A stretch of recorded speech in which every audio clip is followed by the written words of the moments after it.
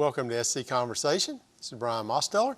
This week's guest is Joe Dill from Greenville County Council. Joe, welcome to the show. Thank you. Tell us a little about yourself, Joe. Well, I've been on the Greenville County Council for about 22 years. I was on the school board 12 years before that, and I've been involved in the political scene for quite a while, and I'm a minister of music at Blue Ridge Baptist Church, and that's where my pride and joy is, working for the Lord. So, okay, well, great. That's what I do. I'm on the Appalachian Council of Governments Board of Directors. I'm past chairman of that, and the past president of the South Carolina Association of Counties. So, wow, I've been around. Been doing a lot of things. Seen a lot of stuff. Keeping you busy. What is the county council's purpose in governing in Greenville County? Because a lot of people probably don't know that. So they were created back in the 70s by the General Assembly. Up until that time, the General Assembly, the senators did the roads, the House members did specific things, but they passed some of that responsibility on to the local government, county councils. In some states, they call them county commissioners, but we're known as county council members, and we look after funding a lot of different projects. We do the county roads, we fund those. We fund the sheriff's office, we fund the EMS, and we collect the money from the taxpayers of Greenville County, and we disperse it to those organizations, the library, a lot of different things that we do with those funds. Okay, so you guys hold the budget for the county and you disperse the funds as needed per department. Yeah, we allocate it as it's required. Okay. And who gives you like for instance, the sheriff's department? Does the sheriff give you their budget and say, here's what we need, or do you say, here's what you can have?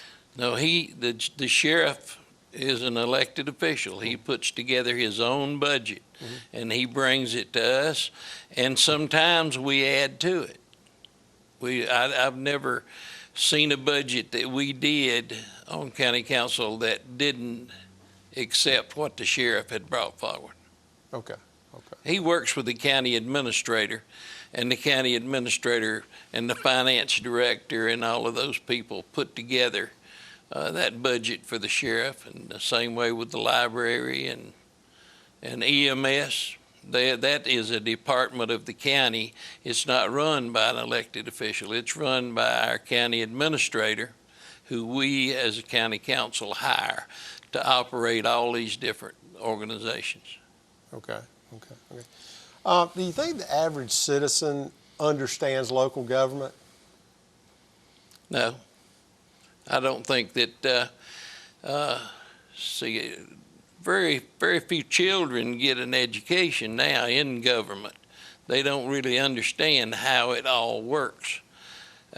Some schools do teach government classes, but now a lot of people don't understand that the county council and your fire department, you have fire department commissioners who set the amount of money that they'll charge the people in that fire district. Just like the county council, we have the taxing authority to raise or lower taxes, and to be able to fund all these different organizations. But that's one thing about Greenville County. We have not had to raise taxes in, I think it was like 23 years that taxes has been raised in Greenville County, because we have natural growth and we try to manage how that money is spent. Right. So by the natural growth, I guess you mean building, housing, right, business, and all that in. So it's pretty much sustains itself. That's why you haven't had to raise, that's right, taxes on the people. What are some of the ways the county's dealing with just the huge amount of growth that's going on here, even from a personal standpoint, people moving into this area, or, businesses. It's a growing area, the upstate, totally, around the upstate, but especially Greenville County. So how are you guys handling that? Well, it's a problem. We're not handling it well. We're trying to get a handle on it, but it's not easy when you have developers that are wanting to make money. I mean, they're in business to make money, to build houses, build buildings, and it's creating a problem because out where I live, in the northern part of Greenville County, the people that I represent, which makes up a third of the county, they are unzoned as mostly, and there's no requirements on them. Anybody can go in, they can do anything they want to, they can build whatever they want to. Now we have land development regulations that tell them how they can build, but it don't tell them they cannot build. Now, in one section of my county just recently, there was a development that is coming in that was approved to build 74 dwellings on 19 acres of land. I mean, that's a lot of people. Yes. And that adds to the wear and tear on the roads. It adds to the school situation.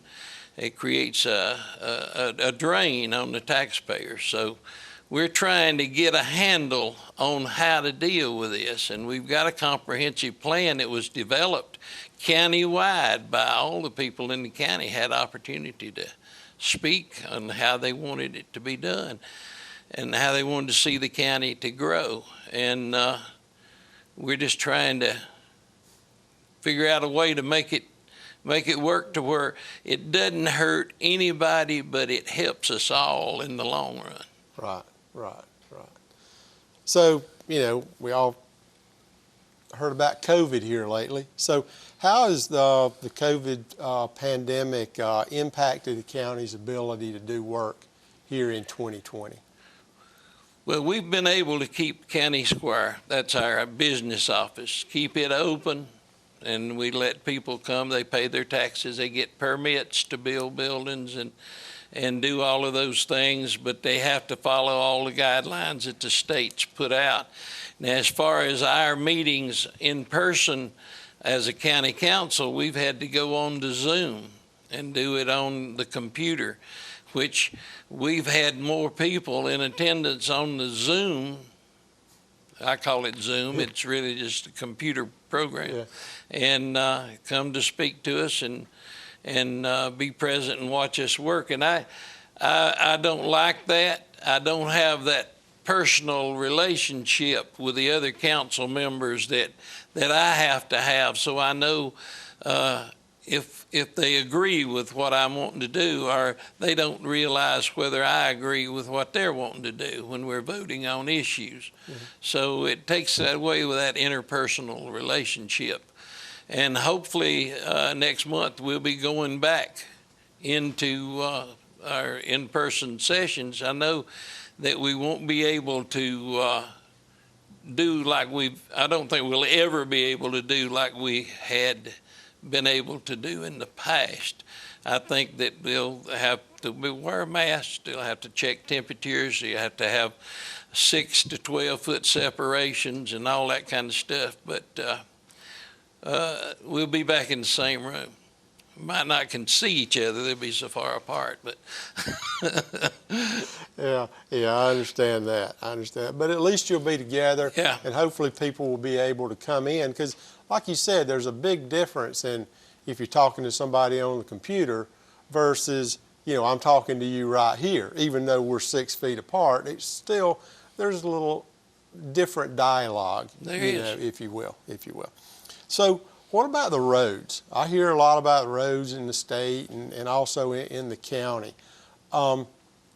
What's your plan for the roads, and, can you keep up with the growth and all? I mean, people want the roads fixed, but yet they complain when roads are, being fixed. So what's your plan there?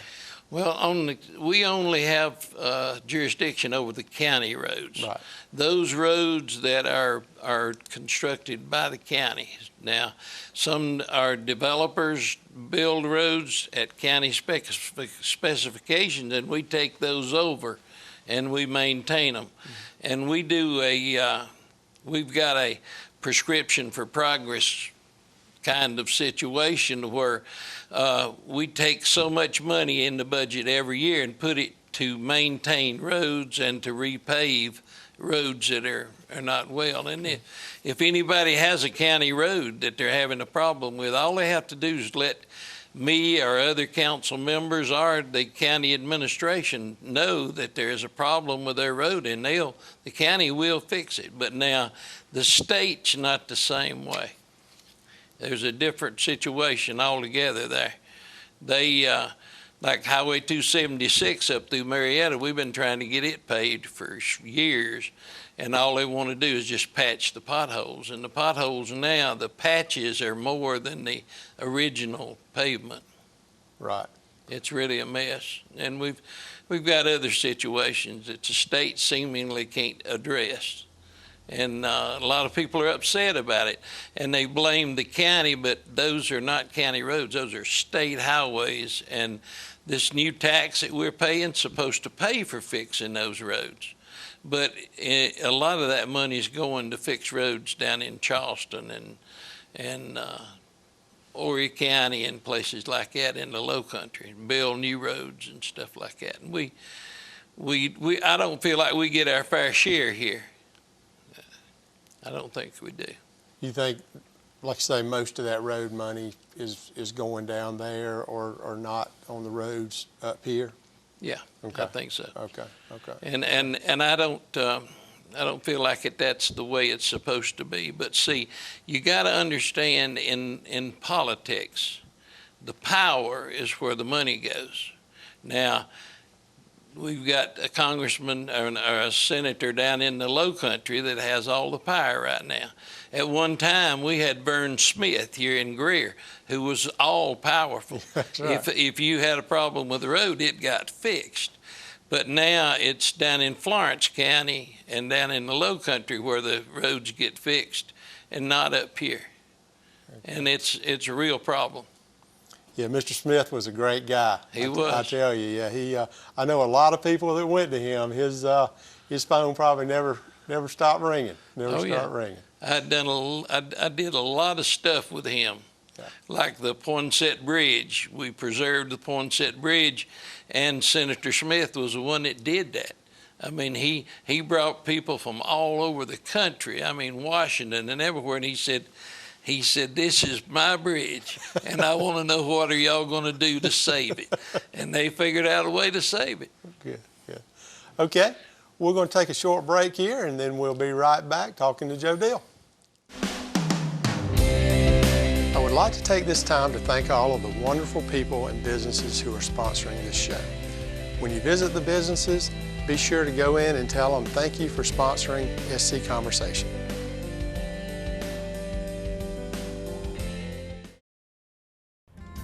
Hardwood flooring is the most popular kind of flooring, and no one has a larger selection of hardwood flooring than Greer Flooring Center. Remember, you'll always find what you're looking for at the price you're looking for at Greer Flooring Center.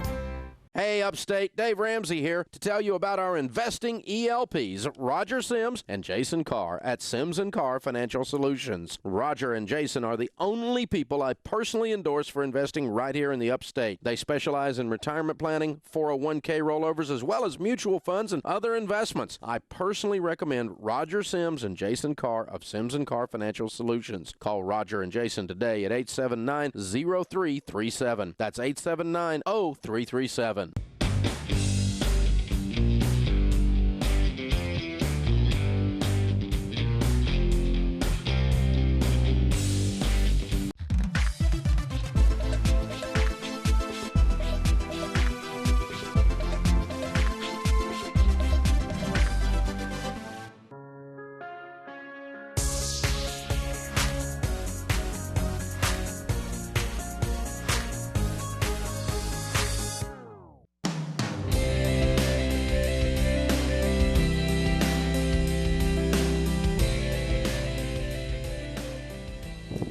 Welcome back. We're here talking to Joe Dill from Greenville County Council. So Joe, how's the county dealing with the homeless population in Greenville right now? Well, we set up a task force at the Homeless Coalition, and they've been redoing, getting, well, the first thing they've been doing is trying to raise money. And then they have been finding hotels, apartment buildings, places like that they can refurbish and do work to and get them in good shape so that people can start living in there. It's not just a downtown problem. This is a problem in Marietta, in Travelers Rest, in Blue Ridge. It's a problem in Greer. It's all over now. I mean, we're having major problems with just people roaming around, sleeping in barns, wherever they can find, in backyards, living in tents, campers. People will find them in their van. I mean, it's a bad situation, but the county is trying to address it through using other organizations to help. It's not something that the county can do on their own. It's a multi-billion-dollar problem. Yeah, no, I totally agree with that because I live up in, the Greer Blue Ridge area, and, I see some old houses up there, and I saw a guy coming out of it one the other day, and I know he didn't own it. Yeah. Because it was all boarded up and things like that. But hey, they need a place to sleep. That's right. Out of the elements. So and it's going to get worse here when it gets cold. So it's going to get worse. It's going to get worse. And I hate that they're really for those doing a people. good job. They're doing a good job of addressing it, and they can only help those people that want to be helped. If a person's hiding from the law or hiding from somebody, it's hard to get them to agree to let me find you a place to stay or let me help you get you a job. But now they're doing a great job of trying to address it, and my hat's off to them. And I appreciate them helping, and the county's doing what we can to help. Good, yeah. I know churches, are doing what they can to help too, but sometimes they're afraid to get involved. Oh, yeah. This day and time, So, but anyway, appreciate all you guys are doing there too. So I've heard a lot about this county square project. So, be honest with you, I don't know a lot about it. I know some things, but can you elaborate on that a little bit and what it entails? Well, what came up here several years ago is that our property where we're at now in Greenville is very valuable.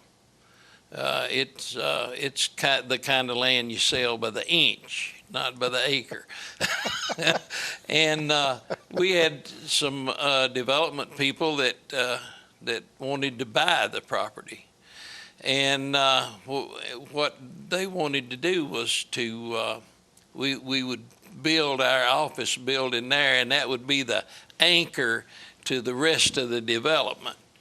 My personal feeling originally was that I wanted us to come out here into the county if we had to build 4 separate locations or build it in a place to where like they do in Charlotte. They come out and build a coliseum, and that draws growth to that area. And I thought we should have got away from downtown, but I presented those options, and the county council didn't buy those, and there wasn't enough votes to do it. So what we ended up doing is we're building the county square offices right there in where the family court used to be. We're going to be moving the family court over to Halton Road. Them and the state agencies. See, well, there's a lot of state agencies in our office building. It's not all just county people. So they moving them and the probation and parole over to the what used to be the Daniel's office. Daniel Construction office over on Holden Road, which is next to the Hayward Mall. And that's quite an expensive operation. and it's taken longer than I think it should have to renovate it. But that's where the family court office, the family court in itself will be, and probation, parole, and the other state agencies, Health and Human Services, and all of those. But then on our property, they're going to be the developers that are partnering with the county council. They are selling different sections to be apartments, to be hotels, to be restaurants, to be what people want to buy and whatever they want to put in there. And it's supposed to, when this whole thing's done, it's supposed to pay for the county office that we're building. It's supposed, the return of the money for the property that we're selling is going to pay for the building, which is costing about $120 million. That's great, and I'm assuming, just looking at downtown Greenville and all the people that go down there and everything that goes on there, other than when the COVID hits, that it'll do that over time. Because, I see a lot of people with apartments down there, a lot of people want different places to eat, a lot of people go down there. So, downtown Greenville is a thriving place. So hopefully that'll all work out to not cost the taxpayers, Well, that's what it's got to do. Right. We don't want it to, the reason that we went into this thing is that it will pay for itself, and that the land, and then you got to consider that every one of those businesses that go in there, hotels, restaurants, whatever, are going to be paying property tax from now on. And our administrator has shown how that property tax will be an ongoing growth potential. It'll just help the county to grow, monetarily, right. And it won't require any increase in the future on the taxpayers. Great, great. So take a few minutes here and tell us what are some of the hot topics, items on the agenda for the remainder of 2020 and then on into 2021 for the county council. Well, right now the biggest and the hottest topic is growth. We've got to get a grasp, as we were talking a while ago. That right now is the biggest thing that we're confronted with, because the more growth we have, the more we're going to have EMS. We got to have more deputies. We got to have better roads. I mean, we got to fix the ones that are torn up. I mean, it's just requiring more and more outlay. So we got to get a grasp on how the county is growing. There's a lot of opinion that that we bring the growth back toward the cities, like at Travelers Rest, put more growth there, more apartments, more houses, more density. And back toward Greenville and Greer and places like that, which Greer, it covers a large area, so you can grow a lot in Greer. Right. And but that's what we've got to get a grasp on, how to deal with all this growth. And it's not just Greenville County. I was talking to council members in Anderson and Pickens and Spartanburg. They're having the same problems. Their roads are full. People are sitting in line who have never sat in line to go to work. They're having to sit at intersections for a long time, and they're just not happy with this. But people's got to have somewhere to live. They come here to work, and we've got a lot of jobs here for people. Yeah. I mean, there's a lot of potential in Greenville County. Right. Well, you're from here, just like me. I've been here all my life. And you used to not sit in line at traffic lights like you do now. And now, it takes you 30 minutes to where it used to take you, 5 or 10 minutes to get somewhere. So, the roads are just packed and just an influx of people. So what's maybe one or two other items on the county's agenda coming up besides the growth? Well, we got a new sheriff coming in. and we're wanting to make sure that he has all the tools that he needs to do the job that he's got to do. And that's one of the major issues, along with the growth, is making sure that that the sheriff is funded properly, and that he has adequate number of deputies to carry out, because there's a lot of stealing, a lot of drugs, stuff going on in this county that's going to require a hard hand and a tough sheriff. Well, I know Hobart's up for election, and I think he's done a good job so far. He does. And we'll look forward to the election results, on that. Oh, yeah. But I'd like to thank you, Joe, for coming you. on and telling us a little bit about county council. And people need to really look at local government. I mean, I know everything's coming up about the president and representatives in the Congress and Senate, but we also need to look at our local government, our school boards, county council, state representatives. We need to look at all that. So anyway, thank you from SC Conversation for joining, and we'll see you next week.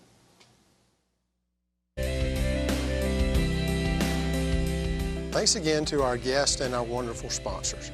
Remember, you can stay informed about SC Conversation during the week on our Facebook page and website. Also, feel free to send us an email at info@scconversation.com. Thanks for watching, and have a great evening.